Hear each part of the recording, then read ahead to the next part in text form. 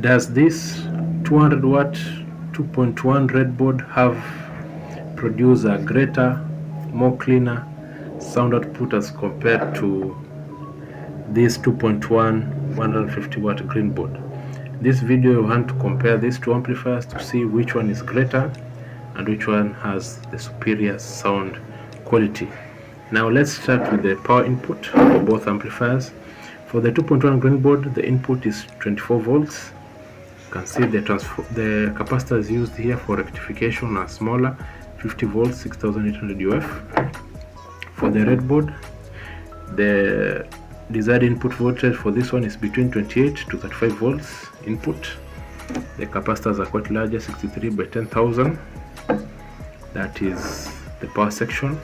Now for the voice amplification, this one uses B688 and D718 NPN and PNP transistors for amplification.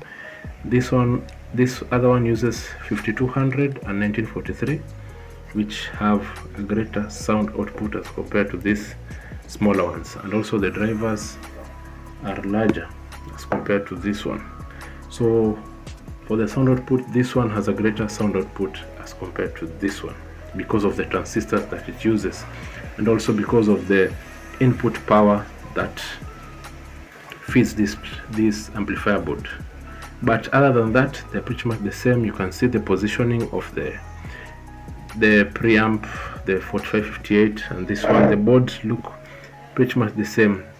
Just one other difference is this one, the board here is maybe around 1 centimeter larger than this one, and also the weight.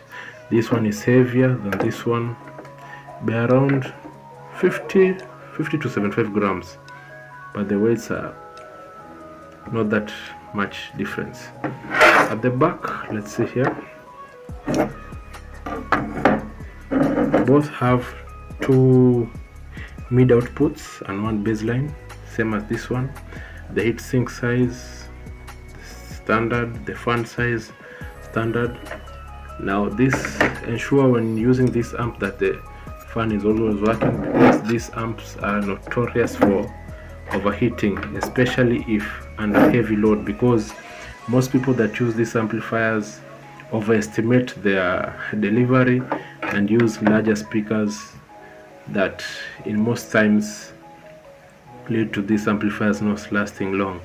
These amplifiers have been made for the mass market, so the components that are used here also are not of the highest grade, so you can't run this amplifier 24/7. You have to give it time to cool down, and also if it's in an enclosure, ensure that the enclosure is large and it has proper air intake and proper air outtake. That is what we'll advise when using both these 2.1 boards if you want them to last long. Also don't use many speakers.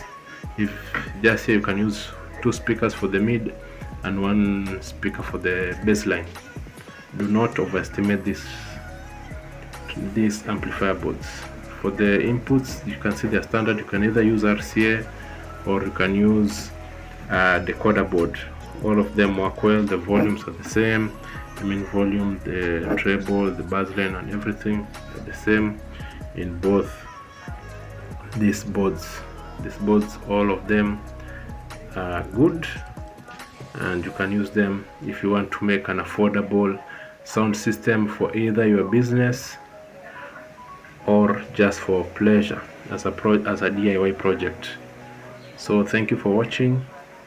I'll put a link in the description on how to get these amplifiers, and make sure to subscribe. See you in the next video.